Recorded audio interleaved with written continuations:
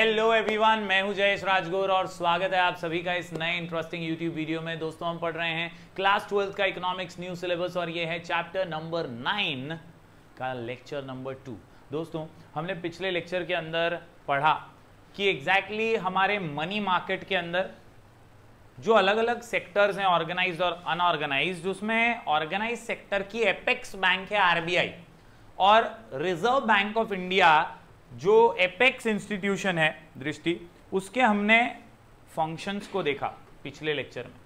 आज का लेक्चर उसी ऑर्गेनाइज्ड सेक्टर के अंदर अलग अलग जो दूसरे प्लेयर्स हैं, जो दूसरे बैंक्स हैं, उनके बारे में जानने के लिए है। ये चैप्टर बोर्ड एग्जाम के लिहाज से बहुत इंपॉर्टेंट है और इसीलिए हर आंसर इस चैप्टर का बहुत कीमती बन जाता है। समवेयर और दी अदर ये एक ऐसा चैप्टर है डिमांड एनालिसिस और इलास्टिसिटी ऑफ डिमांड के बाद, जिसके अंदर लेंदी बहुत है और कौन सा क्वेश्चन आ सकता है ये प्रेडिक्ट करना भी मुश्किल हो जाता है, क्योंकि बहुत बार लॉ ऑफ डिमांड बहुत कॉमन क्वेश्चन है जो आता ही है 8 मार्क के लिए। लेकिन इस चैप्टर में से, चैप्टर नंबर 9 में से, मनी मार्केट कैपिटल मार्केट में से variety of questions her bar board exam में चेंज हुए। कभी फंक्शंस ऑफ आरबीआई पूछा गया है, तो कभी फंक्शंस ऑफ कमर्शियल बैंक पूछा गया है, कभी स्ट्रक्चर ऑफ कैपिटल मार्केट, कभी स्ट्रक्चर ऑफ मनी मार्केट। इस तरह के अलग अलग क्वेश्चन अलग अलग बार आए हैं। तो चैप्टर में बहुत कुछ पढ़ने का है और इसीलिए वीडियो को अंत तक देखना, लेक्चर को ध्यान से सुनना और चीजें नोट डाउन करते हुए remember to repeat, repeat to remember, remember to repeat, repeat to remember. चलिए शुरू करते हैं फटाफट से। तो बात करते हैं मनी मार्केट के अगले इंपॉर्टेंट प्लेयर की, और आरबीआई के बाद जो second most important organise sector में है वो है कमर्शियल बैंक्स। वो क्या है? Commercial banks. और कमर्शियल बैंक्स वो बैंक्स हैं जिनसे हमारा लेना देना है। ये वो बैंक्स हैं जिनसे हमारा लेना देना है, और इन बैंक्स से हमारा बोलते से ही लाइट बंद है यार। हाँ, चलिए चलिए चलिए तो नीचे ठीक है।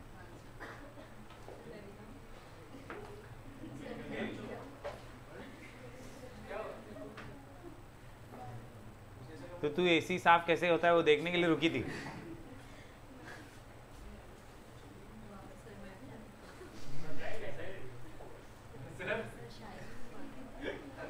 चलिए, स्ट्रक्चर ऑफ मनी मार्केट के अंदर अब देखते हैं दूसरे इंपॉर्टेंट प्लेयर को। हमने अभी तक आरबीआई के बारे में जाना। ऑर्गेनाइज सेक्टर में जो दूसरा इंपॉर्टेंट प्लेयर है वो है हातिम कमर्शियल बैंक्स। क्या है? Commercial bank. कमर्शियल बैंक्स वो बैंक्स हैं जिनसे हमारा लेना देना है, जहां हम अकाउंट्स ओपन करते हैं, सेविंग करते हैं, जहां हम डिपॉजिट्स करते हैं, जहां हम विड्रॉल्स करते हैं, उन बैंकों को कमर्शियल बैंक करते हैं। हमारे आसपास जितनी भी बैंक्स हैं, एचडीएफसी बैंक, एक्सिस बैंक, देना बैंक, लेना बैंक, ये सारी बैंकें जो हैं ये कमर्शियल बैंक्स के उदाहरण हैं, और ये हमारे मनी मार्केट को स्ट्रॉन्ग करने का बहुत इंपॉर्टेंट प्लेयर है। और इसीलिए आज हम मनी मार्केट के इस डाइकोटॉमस नेचर को ही समझते हुए आगे बढ़ रहे हैं। डाइकोटॉमस यानी दो मुंह वाला, और यहां पर दो इंपॉर्टेंट सेक्टर है ना, ऑर्गेनाइज्ड और अनऑर्गेनाइज्ड। तो ऑर्गेनाइज्ड में से हम सेकंड वाला यानी कमर्शियल बैंक्स को आज समझने वाले हैं। What are commercial banks? They act as intermediaries, यानी ये बिचौलिए एजेंट्स की तरह एक्ट करते हैं दोस्तों। और यहां पर आपको ये समझना है कि इंटरमीडियरीज हैं जो कंट्री के फाइनेंशियल सिस्टम को, और फाइनेंशियल सिस्टम के अंदर सेवर और इन्वेस्टर, सेवर और इन्वेस्टर, सेवर और बचत करने वाले और इन्वेस्ट करने वालों को साथ लाने का काम करती है। इंटरमीडियरी यानी बिचौलिया, मिडलमैन, एजेंट। और कमर्शियल बैंक एक ऐसी एजेंट है जो सेवर और इन्वेस्टर को साथ लाती है। मेरे तुम्हारे जैसे सैलरीड पर्सन जो है वो सेविंग करते हैं, और उसी सेविंग से कमर्शियल बैंक तिलक क्या करती है? बिजनेस करने वालों को, इन्वेस्ट करने वालों को लोन देती है। समझ में आ रहा है? तो जिसका सेविंग है उसी पैसे से लोन जा रहा है और इंटरेस्ट मिलता है बैंक को उसके बदले में। तो सेवर्स and investors together, they are profit seeking financial institutions. Acceptance of deposits and granting loans and advances are the primary functions of commercial bank. commercial bank का primary function क्या है Sujal? Accepting deposit, advancing loans, accepting deposit, advancing loan. एक हाथ दे, एक हाथ ले, एक हाथ दे, एक हाथ ले, एक हाथ दे, एक हाथ ले। हर बैंक का यही काम है, कमर्शियल बैंक का। कमर्शियल बैंक का काम क्या है बॉस? एक हाथ दे, एक हाथ ले, एक हाथ दे, एक हाथ ले। एक हाथ से वो ले लेती है डिपॉजिट और दूसरे हाथ से वो दे देती है क्या? लोन्स। इन्वेस्टर को लोन की जरूरत होती है ना, हमारे मेरे तुम्हारे जैसे लोग तो डिपॉजिट करके आ जाते हैं, बचत करते हैं, सेविंग करते हैं, और उसी पैसे से बैंक क्या करती है? किसी जरूरतमंद को अपने बिजनेस के लिए, अपने घर के लिए, अपनी बाइक के लिए लोन्स वगैरह देती है। तो ये एक हाथ दे एक हाथ ले वाला हिसाब है जो कमर्शियल बैंक्स करती है। Commercial banks play an important role in mobilising savings and allocating them to various sectors of the economy. Mobilizing saving मतलब सेविंग पड़ी रहेगी ऐसे ही, और पड़े पड़े वो उतना ग्रो नहीं होगी जितना वो म्यूचुअल फंड में जाके ग्रो हो सकती है, जितना वो एसआईपी के माध्यम से ग्रो हो सकती है, जितना वो लोन दे करके ग्रो हो सकती है, असेट्स खरीद करके ग्रो हो सकती है। समझ में आ रहा है? तो बैंक क्या करती है? उस पड़ी हुई सेविंग को मोबिलाइज करती है, पड़ी हुई सेविंग को मोबिलाइज करती है। इसीलिए कमर्शियल बैंक्स के अंदर चार मुख्य यहाँ पर जो हैं अलग अलग टाइप्स दिखाए गए हैं। पब्लिक सेक्टर बैंक्स हैं, प्राइवेट सेक्टर बैंक्स हैं हमारे पास, इसके अलावा रीजनल रूरल बैंक्स हैं, और आखिर में आते हैं फॉरेन बैंक्स। तो ये चार इंपॉर्टेंट घटक हैं कमर्शियल बैंक्स के अंदर, and these commercial banks are making our economy, boosting our economy, and money market के ऑर्गेनाइज सेक्टर के यही इंपॉर्टेंट प्लेयर हैं आरबीआई के बाद। चलिए समझते हैं एक एक करके। पॉपुलर डेफिनेशन पहले देख लेते हैं कमर्शियल बैंक का। सबसे पहले बैंकिंग रेगुलेशन एक्ट ऑफ 1949 क्या बोलती है? Banking means the accepting for the purpose of lending, accepting for the purpose of, अरे accepting for the purpose of, हम लेते ही इसलिए हैं कि दे सकें। बैंक ये कोई दान धर्म करने वाली बैंक थोड़ी है, ये profit seeking organisation. Profit seeking मतलब क्या शिवम? एक हाथ दे एक हाथ ले, मतलब सिंपल है ना। डिपॉजिट लिया है, अब वो डिपॉजिट को मैं भी अगर संभाल के ही रखूंगा तो मेरे में और उस आम आदमी में फर्क क्या है? वो भी तिजोरी में रख ही रहा था, मैं उसके सेविंग को मोबिलाइज करता हूं क्योंकि मैं बैंक हूं, मैं एक फाइनेंशियल इंस्टीट्यूशन हूं, मैं प्रॉफिट सीकिंग इंस्टीट्यूशन हूं, तो मैं उसे मोबिलाइज करता हूं और बिजनेस ओनर्स को, इन्वेस्टर्स को देता हूं। ये बिजनेस ओनर्स, ये इन्वेस्टर्स क्या करते हैं? ये बिजनेस ओनर्स, ये इन्वेस्टर्स अपने बिजनेस में उसका इस्तेमाल करते हैं और बदले में ब्याज देते हैं, और इससे प्रॉफिट कमाया जाता है। समझ में आ रहा है क्या? तो यही काम है accepting for the purpose of lending और investment of deposits of money from the public, repayable on demand और otherwise, and withdrawable by cheque, demand draft, order और अदरवाइज। यानी बैंकिंग जो रेगुलेशन एक्ट है 1949 का, वो बहुत सिंपल भाषा में कह रहा है कि जिनका डिपॉजिट है उनको तो निकालने का हक है, वो एटीएम से निकाले, वो चेक से निकाले, वो विड्रॉ कैसे भी कर सकते हैं, लेकिन उसी पैसे को हम लोन के रूप में देकर के थोड़ा ब्याज कमा लेते हैं। यही हमारा सेवा है दोस्तों। इस यहां पर प्रोफेसर केन क्रॉस का भी डेफिनेशन है। A bank is a financial intermediary. Bank क्या है? एक फाइनेंशियल इंटरमीडियरी। बैंक क्या है? एक फाइनेंशियल इंटरमीडियरी है। A dealer in loans and debts, a dealer in loans and debts, a dealer in loans and, एक डीलर है। डीलर काय में डील करता है? लोन में और कर्जे में। लोन को ही कर्जा बोलते हैं ना, लोन और डेट। समझे क्या एवरीबॉडी? चलिए, चार इंपॉर्टेंट काम है कमर्शियल बैंक के। क्वेश्चन का नाम functions of commercial bank. Already OCM के अंदर भी आंसर पढ़ा है अपन ने, चैप्टर नंबर 4 बिजनेस सर्विस के अंदर। तुमने वो आंसर इधर लिखा, ये आंसर उधर लिखा तो भी चलता है, कोई ऐसा मार्क्स कटता नहीं है। लेकिन बहुत सारे टीचर भ्रमित करते हैं, डराते हैं कि ये मत लिखो, वो मत लिखो। वो इसलिए डराते हैं ताकि आप पढ़ो और जैसा है वैसा लिखने की कोशिश तो करो। ओन वर्ड्स में फेकोलॉजी ठोकोलॉजी करने के चक्कर में गलत लिख देते हैं बहुत सारे बच्चे। सो इसीलिए बहुत ध्यान से फंक्शंस ऑफ कमर्शियल बैंक अभी देखेंगे अपन। चार इंपॉर्टेंट पॉइंट्स के माध्यम से। सबसे पहला एक्सेप्टिंग डिपॉजिट, यानी एक हाथ ले। बैंक क्या करती है? डिपॉजिट लेती है, लेती है, लेती है, और लोन प्रोवाइड करती है, करती है, करती है, प्रोवाइडिंग लोन्स। डिपॉजिट लेती है, लोन देती है, डिपॉजिट लेती है, लोन देती है। एंसिलरी फंक्शन यानी कुछ थर्ड पार्टी फंक्शन भी है इसके, और क्रिएशन ऑफ क्रेडिट का काम भी करती है, यानी money circulation. Creation of credit यानी उधार वाला क्रेडिट नहीं है एकता। ये क्रेडिट कौन सा है? ये सर्कुलेशन ऑफ मनी है। मार्केट में पैसा घूमता है और वो सर्कुलेशन होना ही चाहिए। हमने circular flow of national income देखा है ना, उस चैप्टर में भी हमने देखा कि यार एक जगह से हाउस होल्ड से निकलता है, फॉर्म्स में पहुंचता है, अलग अलग सेक्टर्स में पैसा आता है जाता है, आता है जाता है, वो बैंकों के जरिए ही होता है। और इसीलिए ये 4 फंक्शन चलिए एक एक करके डिटेल में समझते हैं। सबसे पहले एक्सेप्टेंस ऑफ डिपॉजिट, बहुत ध्यान से देखना, टेक्स्ट बुक को सामने रखोगे बहुत फायदा मिलेगा। एक एक चीज को डिटेल में समझना भाई, बहुत इजी है ये आंसर, दिखने में बड़ा है लेकिन महसूस करोगे, अच्छे से समझोगे ना तो it is a very easy answer. Acceptance of deposit यानी पैसा लेना। अब बैंक जो है ना वो डिमांड डिपॉजिट लेती है और टाइम डिपॉजिट लेती है, डिमांड डिपॉजिट लेती है और टाइम डिपॉजिट लेती है, demand deposit and time deposit, demand deposit and, अरे डिमांड डिपॉजिट एंड, अरे डिमांड डिपॉजिट एंड, डिपॉजिट्स कितने हैं? 2, डिपॉजिट्स कितने हैं? 2, डिपॉजिट्स कितने हैं? 2, डिमांड डिपॉजिट और, अरे डिमांड डिपॉजिट में देखोगे तो फिर से 2, करंट और सेविंग, करंट और, अरे करंट और, अरे करंट और, अरे करंट और, ध्यान देना भाई।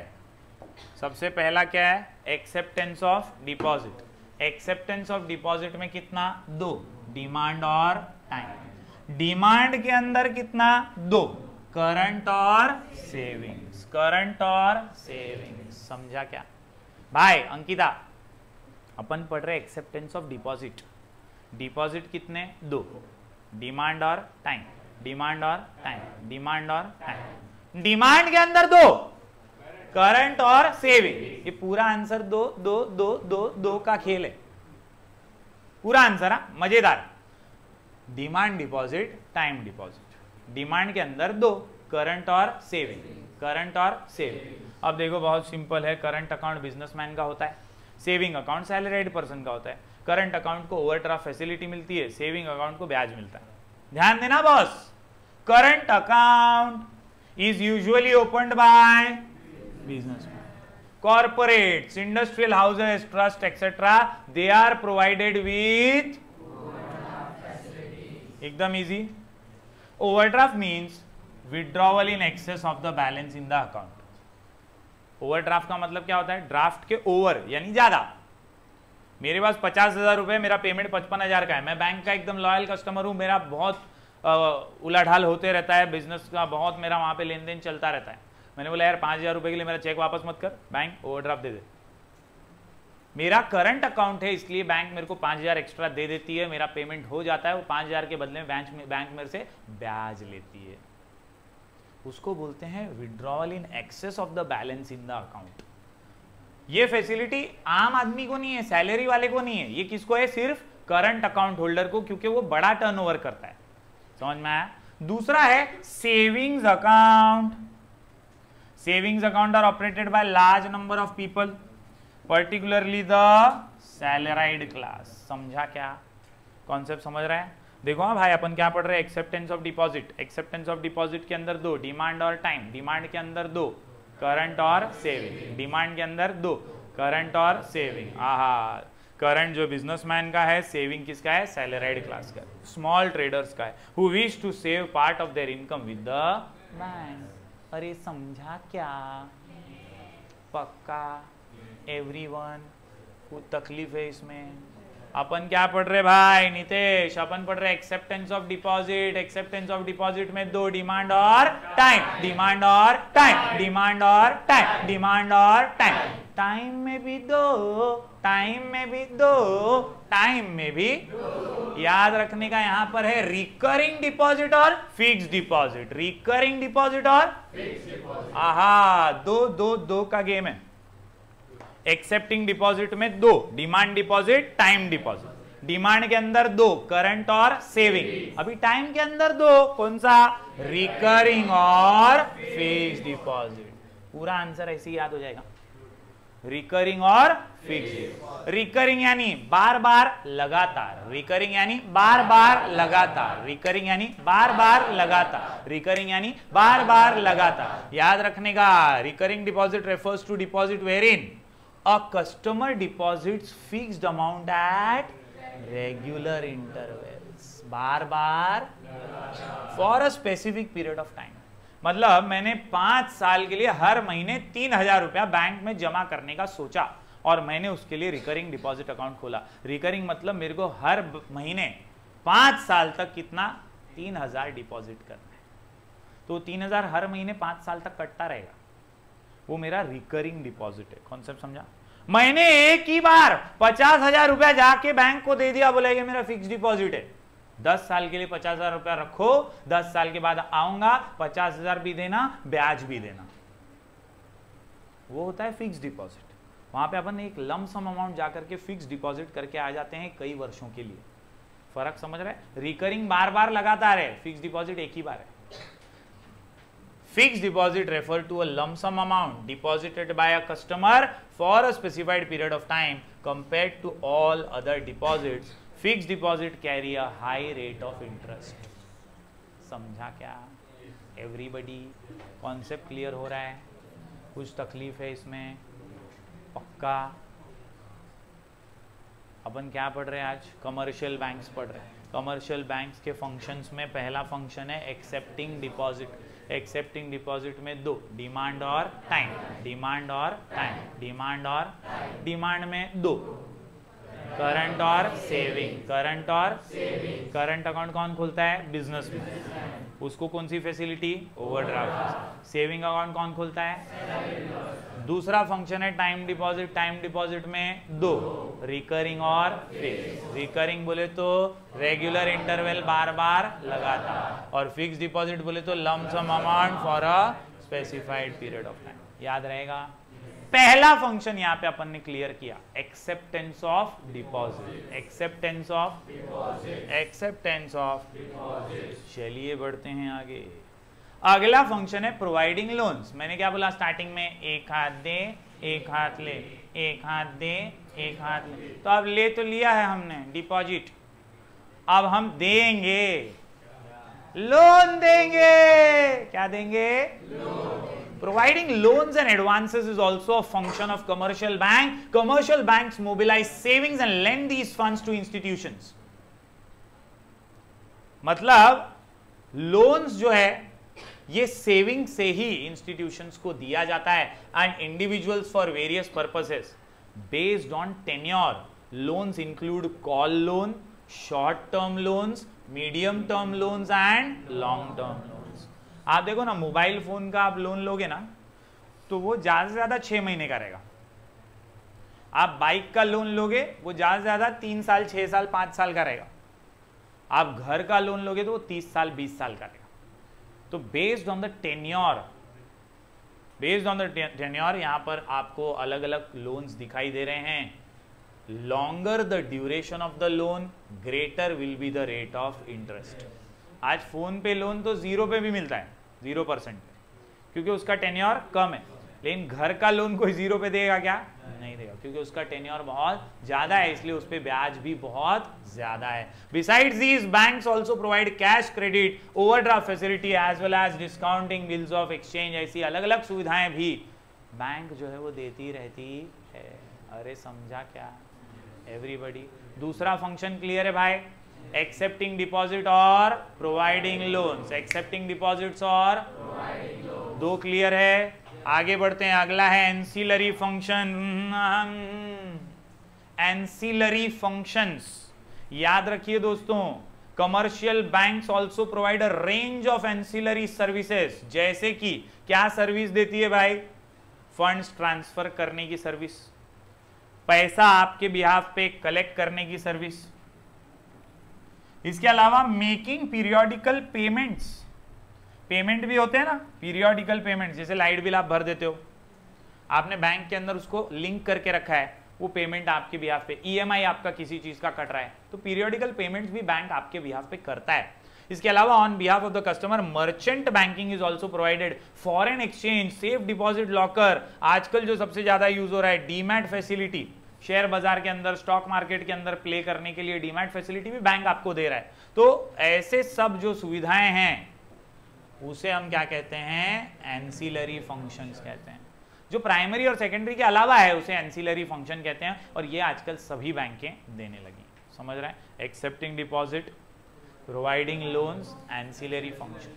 आते हैं फटाफट से कमर्शियल बैंक के चौथे फंक्शन पे, और वो है क्रेडिट क्रिएशन। बहुत कीमती, बहुत इंपॉर्टेंट, दिखने में टेक्स्ट बुक में भी लंबा चौड़ा है, लेकिन एग्जाम्पल के साथ अगर आप इसको पढ़ेंगे ना अच्छे से तो आपको समझ में आ जाएगा कि हर बैंक का रोल क्या है।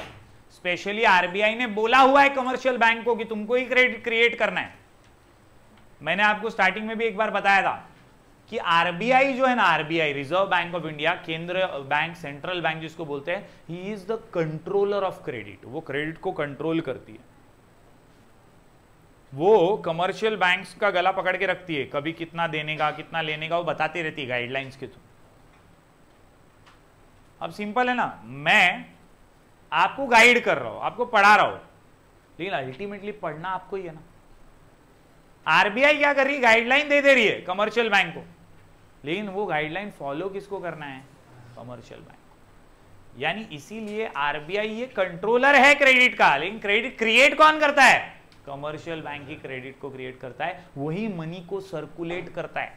Credit creation is nothing but circulation of money and it happens from bank to bank. और वही कॉन्सेप्ट अब आपको समझना है, ये स्टार मार्क कर लो, सबसे इंपॉर्टेंट पॉइंट है इन चारों पॉइंट का, और अलग से अग्री डिसएग्री में भी आ सकता है। Credit creation is an important function of commercial banks. Commercial banks are creators of credit. Demand and time deposit constitute primary deposits of banks after meeting the reserve requirements of the net demand and time liability, the balance amount is used for giving loans. कुछ भी नया है क्या, नहीं। एक हाथ देती है, एक हाथ लेती है, यही समझा रहा है वो कि प्राइमरी डिपॉजिट आता है और उसी डिपॉजिट से थोड़ा रिजर्व रखा जाता है और फिर क्या होता है, लोन दिया जाता है। हर बैंक यही काम करती है और इसी काम को क्रेडिट क्रिएशन कहते हैं। वापस से मैं बैंक हूं, मेरे पास एक सैलरीड पर्सन आया, उसने 1000 रुपया रखा, डिपॉजिट किया उसके अकाउंट। अब मेरा काम क्या है, प्रॉफिट मेकिंग इंस्टीट्यूशन हूं ना मैं, मेरे को इसका सेविंग मोबिलाइज करना है, तो वो 1000 रुपए में से 200 रुपया मैंने रिजर्व बैंक के पास रख दिया, रिजर्व संभाल के, और 800 रुपए में से अब मैं लोन दूंगा, किसी को 400 का लोन, किसी को 200 का लोन। समझ में आ रहा है? इस तरह से लोन देना ये बैंक का मेन फंक्शन है, और उसी से वो क्या करती है, ब्याज कमाती है। इस तरह से मोबिलाइज होती है सेविंग भी, इन्वेस्टर को भी पैसा मिलता है जरूरत के टाइम पे एक्सपांशन के लिए बिजनेस के, और जो सेविंग वाला है उसकी सेविंग भी होती है और सेविंग का उसको ब्याज भी मिलता रहता है। समझ रहा है? तो हर एक का विन विन सिचुएशन बैंक करती है, इसी को क्रेडिट क्रिएशन कहते हैं। दस सेकेंडरी डिपॉजिट और derivative deposit are created out of the loans given by the banks. ये सबसे बड़ा एग्जाम्पल है, और इसी एग्जाम्पल को अगर आपने ठीक से एक्सप्लेन कर दिया आपके बोर्ड एग्जाम में तो आपको फुल मार्क्स मिलेंगे। एक व्यक्ति है जो कैश डिपॉजिट करता है और एक व्यक्ति है जो लोन लेता है बैंक से, इसी के डिपॉजिट से इसको लोन मिलने वाला है। यही पूरा एग्जाम्पल है, यही क्रेडिट क्रिएशन है। कैसे? For instance when the bank provides loan to its customer, the loan amount is credited into the bank account. ध्यान से देखना, एक व्यक्ति लोन लेने आया, उसका लोन सैंक्शन हो गया, अप्रूव हो गया, अब उसको उठा के कैश नहीं दिया बैंक ने, बैंक ने वो अमाउंट क्या किया, उसके बैंक अकाउंट के अंदर क्रेडिट किया। समझ रहे हैं? The bank that receives the loan amount as a deposit, ध्यान देना, keeps aside a certain portion in the form of reserve. ये बहुत इंपॉर्टेंट है भाई। जैसे ही बैंक में पैसा आता है, बैंक का फर्ज क्या है कि वो पहले रिजर्व रखे। पहले क्या करे? रिजर्व रखे। नहीं मतलब इसको भी तो 1000 रुपए में से कभी भी एटीएम कार्ड स्वाइप करके पैसा लगेगा ना, तो ऐसे हर एक का रिजर्व रखती है ये बैंक। हर एक डिपॉजिटर का क्या रखा रहता है? रिजर्व रखा रहता है। तो वही किया, देखो, the bank that receives the loan amount as a deposit, क्योंकि किसी के लिए लोन है लेकिन किसी के लिए तो वो डिपॉजिट है ना, बैंक में तो आया है वो, तो बैंक में आया तो deposit, keeps aside a certain portion in the form of reserve. After meeting the reserve requirement, अब बैंक क्या करती है? Lends the remaining amount. Concept समझो। बैंक के पास जो भी पैसा आएगा, जिसका भी पैसा आएगा, बैंक का एक ही काम है, उससे रिजर्व रखो और लोन दो, रिजर्व रखो लोन दो, रिजर्व रखो लोन दो। इसी काम को कहते हैं क्रेडिट क्रिएशन। बैंक कभी भी आपका पैसा जमा करके रखने वाली नहीं है, आपको जरूरत पे देगी, हमेशा देगी, वो उसका कर्तव्य ही है। लेकिन वो पैसे का रोलिंग इस तरह से घुमाती है कि जरूरत के समय आपको भी मिलता है और लोन भी वो बांट पाती है। This procedure is followed by the entire banking system in the country, leading to creation of credit. In short, commercial banks create deposit out of the loans given thereby leading to credit creation। यानी commercial bank के पास जो भी deposit आता है उस deposit से वो credit creation करती रहती है।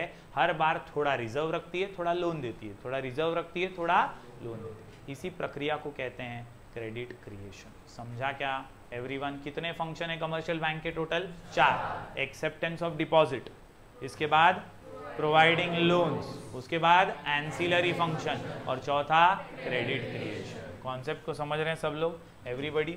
उम्मीद करता हूं दोस्तों आपको ये चारों फंक्शंस समझ गए होंगे। Accepting deposit, providing loans, ancillary function और क्रिएशन ऑफ क्रेडिट। हम दोस्तों ऐसे ही एक एक आंसर को स्लो एंड स्टडी पढ़ने वाले। इस चैप्टर के अंदर जैसा मैंने स्टार्टिंग में बोला अलग अलग आंसर्स है और बोर्ड एग्जाम में कई बार अलग अलग आए हैं अभी, और इसके अंदर से आईएमपी आंसर्स बाकी हैं जिसमें स्ट्रक्चर ऑफ मनी मार्केट है, स्ट्रक्चर ऑफ कैपिटल मार्केट है, problems faced by capital market, problems faced by money market, reforms सरकार ने क्या किए मनी मार्केट में और कैपिटल मार्केट में। तो ऐसे अलग अलग आंसर है, लेंदी चैप्टर है लेकिन बहुत मजेदार है। हर आंसर आपको बहुत सारा नॉलेज दे सकता है इस चैप्टर का, जो प्रैक्टिकल लाइफ में भी काम आएगा। क्योंकि मनी मार्केट और कैपिटल मार्केट क्या है? बैकबोन है इस देश का। मनी मार्केट, कैपिटल मार्केट है तो देश की अर्थव्यवस्था चल रही है, तो वो समझना हर कॉमर्स स्टूडेंट के लिए बहुत बहुत जरूरी है। हम मिलेंगे फिर एक बार कुछ और नए वीडियोस के साथ, तब तक के लिए do like, share and subscribe.